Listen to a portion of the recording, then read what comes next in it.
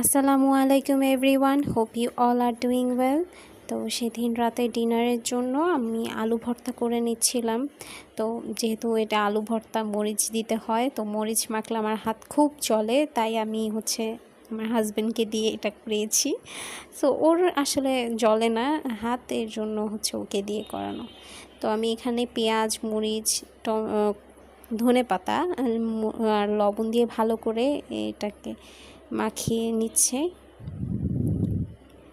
তো এটাকে ভালো করে মাখা হয়ে গেলে এর মধ্যে সরিষার তেল দিয়ে এটাকে মেখে এরপর আমাদের যে বয়েলড আলু ছিল ম্যাশ করে নিয়েছিলাম, তো ওইটা এটার মধ্যে দিয়ে দিব।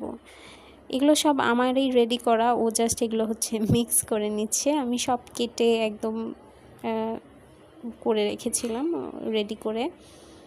সো এই যে এটাকে ভালো করে মিক্স করে তারপরে মথে নিয়ে আমাদের খাবারের জন্য এখন এটা রেডি।